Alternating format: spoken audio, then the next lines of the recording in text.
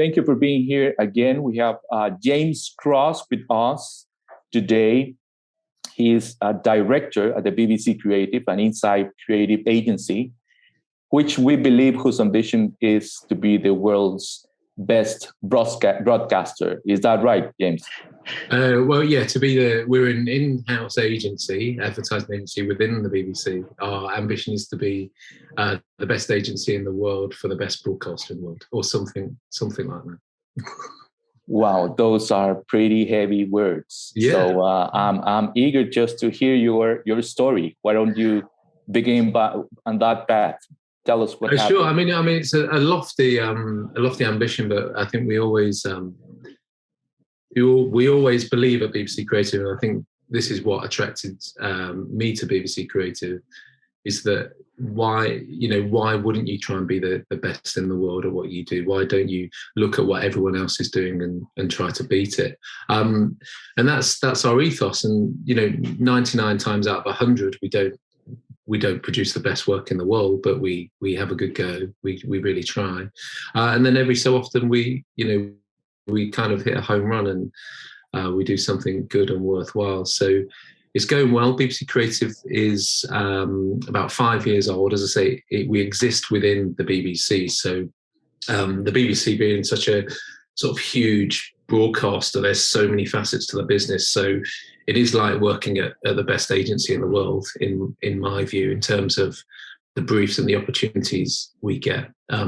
We often say that most of us in the commercial world are trying to get our work into popular culture, whereas the advantage of being within a broadcaster, whether it be Netflix or Apple or the BBC, is that you're kind of already within popular culture, and it does make our life easier. It gives us an advantage when we start, but when the world's looking at you, you kind of want to do the best work. So it informs everything we do, absolutely. And how do you make that happen? I mean, you hired the most talented people, or you have a very straightforward vision, or you have good alliances with the BBC and other production networking agencies. Yeah. How do you do that? We always look for the best talent. So I only want to work with the most talented people. And I think, talent's important, but it's also, I'd look for the quality of someone that works hard. It kind of, effort kind of outweighs talent a lot of the time. If someone's willing to sort of put a huge amount of effort into what they do and go above and beyond maybe what you'd expect, if we're going to produce something in stop motion animation, we could quite easily do that in CGI, for example. But where's the fun in that? Well, that's just completely ordinary to do that. Let's go the extra mile.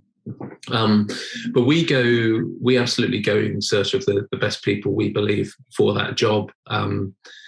And, obviously those that are willing and within budget, often the very best people know their worth. So you're not going to always get those people. But we will always go to those people, and we won't just take them a production job. We like to collaborate with any of our suppliers, any director or animation company or whatever it is.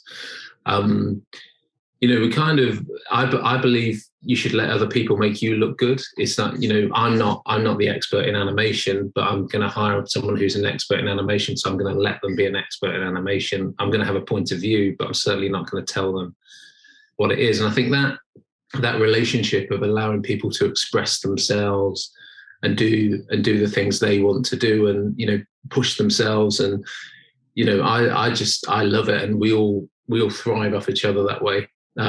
Just being collaborative and honest is the way to get the most out of any job, and then that therefore can attract the more talented people, because you give them a bit more of a blank canvas and much to work on.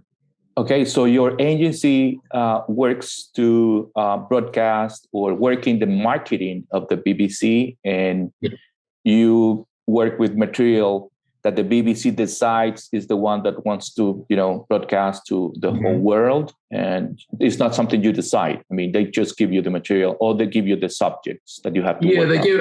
It depends really. We have levels of brief. So our agency makes something in the region of 2,000 bits of work a year. So it's a huge amount. That's a lot. It's a huge amount, and we're a big agency, but not every single piece is something we originate. So it's not something we film. Often we will take, if we're promoting a series of films like Steve McQueen's Small Axe, we take the footage from that show and cut it up into trailers, essentially. And, as you get at the movies. And then, we might think of something beyond that where we can do something maybe off the screen. So the BBC don't pay for, they haven't got a huge media budget, so they're not paying for these things that we create to be here, there, and everywhere. So sometimes we have to go off the TV to convert the people that aren't watching the BBC. So we might do something experiential or something outdoors on a billboard. Again, that's just exciting and creative. It's original, and it has to be something you've never seen before. And that way, we can get the press interested, and we can get it becomes a story. And that's how we achieve fame. Okay, so you have your research team also. I mean, you might be interested in subjects coming out of Latin America, for example. Is that right? Is that a possibility? Yeah, absolutely. I mean, the BBC in sort of editorially cover so many things. So there is programming coming from sort of Latin America. And equally, we regularly look at the what's coming out of the region as well creatively. There's some fantastic work. We're very much exposed to the work that comes out of Brazil or Argentina. Probably they're the dominant markets that we see. But what's great about the creative industry that if it doesn't matter where you are in the world, if someone does something good and interesting enough, it spreads around the globe, and it's really exciting to see. So the BBC has a streaming service. They have like Netflix or at HBO. Yeah. They have one. Yeah, they have. The BBC has a system called BBC iPlayer, which is actually existed. I don't know how long it's been around, maybe 20 years or so. And it's a struggle to keep up. So Netflix are kind of leading the way, in Disney Plus. So the BBC is very much having to change from just being a TV station to be a content provider. So it's a really exciting and nervous time for the BBC, which is publicly funded. It's 100 years old, the BBC, this year. Yeah, sure. So it's an exciting time. There's lots of nervous people, but I think we're doing okay. And I'm curious about your career right now as a creative director. I would like to know what are the qualities of being a creative director? I kind of think I like to think creative direction is empowering people and giving people working for me self-belief and confidence to sort of take risks and push themselves beyond their comfort zone. I like to enable. I like to use my experience when it's needed, but generally it's, I don't like to put my ideas onto someone else and say, "Oh, do this," because I'm thinking that's not the job. The job is this person's got an idea. How can I help that idea become the best it can possibly be? How can I use my contacts and influence to get that director who might not otherwise be interested in this project? Great. So it's a big responsibility, and I'm really, really grateful for it. Yeah, it's a big responsibility. As you just mentioned at the beginning, trying to be the best in the world, it's a big burden. Now, in that regard, trying to be the best means that in order to work with you or for the BBC, someone in Latin America has to be very unique. At least that's what we can see right now. Based on your experience, do you think that might be an opportunity for someone that stands out in Latin America as far as their talent in creativity, digital animation, texturing, or Unreal Engine, any of those topics, any of those skills? Yeah, absolutely. I think the world right now, we're existing on Zoom, essentially. I think there's huge opportunity for people. The world has become a very smaller place. It's the benefit of coronavirus, right? It's everything. We're all together now. And in our minds, in my mind, certainly, if someone is hugely talented, I don't care where they're from. If they're interested and they've got something, a particularly unique skill or a technique that would lend itself to an idea we have, and it can be mutually beneficial. We can give that person an amazing platform, and they can make us look great as well. So it's kind of win-win. But yeah, we're absolutely open-minded. We did a film for the Tokyo Olympics this year, which we directed from London. It was shot in Tokyo, and the art director was in New York. So we were kind of working all over the world. So it was really, really big jobs. And equally, when we did the 2018 World Cup campaign, we had people on the ground in Russia. We used artists in Russia to get that authenticity. But there's some amazing talent, and so many agencies will dip into the Latin American markets. The more present, I believe, people are, on social media, which is where we get a lot of our inspiration. If you're pushing your work, if you're making sure your work's getting seen as best you can, it will get seen by someone. And if you're talented and you've got something unique, you will work with someone exciting. And for example, how do you measure the success of someone who is an entry level or very junior? He has he doesn't have the experience, but he has this heart that he really wants to work and wants to learn from the big ones. But he's in an entry level. He's a recent graduate student, and he just wants to be part of this creative world. I mean, how do you measure that kind of successes from those kind of candidates? Well, I mean, it's kind of when you're at that stage of your career, I think you do have to be patient, and you have to be willing to learn off everyone and accept that you're going to make mistakes. From my point of view, working with younger people in the industry, I'd be a lot more involved and keep an eye on them and be ready to step in as I needed to. So it kind of eliminates any risk. They can work freely with confidence, knowing that, if it all goes wrong, I'll be there, and I'll be trying to work out how we can like make a mentor. Right.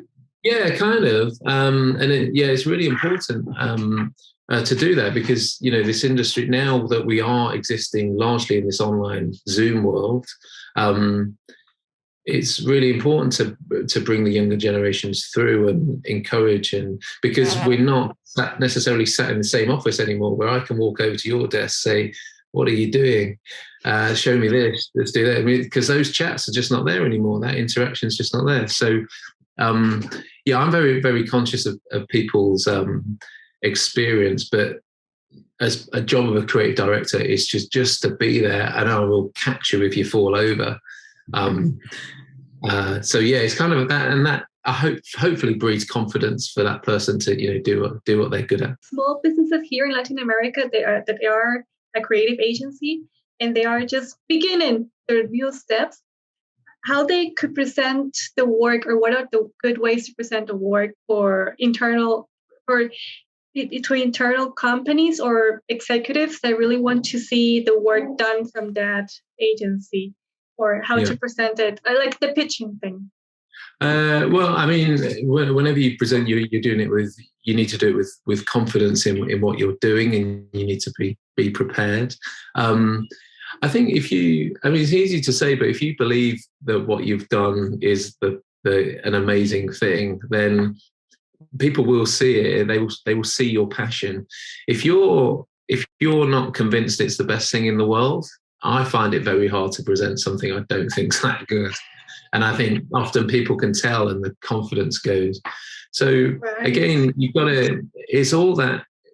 It's in your interest to do the best thing you can possibly do, because it shows. It shows when you're presenting something. It comes through your personality. Like actions. Like actions are the ones who talk better. Yeah, I mean, Well, we're in a creative industry, aren't we? It's your work essentially should do the talking. If you're having to really sell what you and it does this and this, then have you done it well enough? Because amazing ideas and amazing executions kind of sell themselves, and they don't need too much explanation. But also make sure whatever you're doing is simple.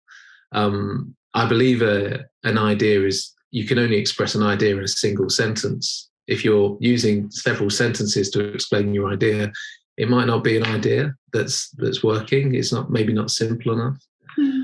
If you can say, we are this company and we do this, or I am this professional person and I do this, then that's clear to people and people know what they're buying. So simplicity and confidence, I think, are the most important things presenting. As you mentioned, the BBC is just coming to the 100 years this year, St. James, I think. Yes, yeah, I think so. I wasn't around when it started, but I'm pretty sure it's this year. I'm saying it very confidently. That's how I present. It is this year. Actually. Okay, so companies like this, everybody understands that they have a different view for the future. So about the future, James, where do you see the creative trends going?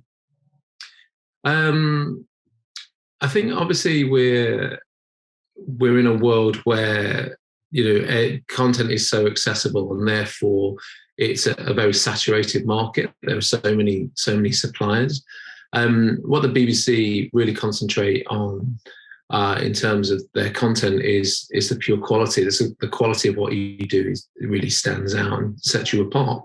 So the standards of the BBC will continue, but the BBC is moving to to be for the future to be on demand and exist not in the way it has existed for 100 years, which is standard radio and television channels.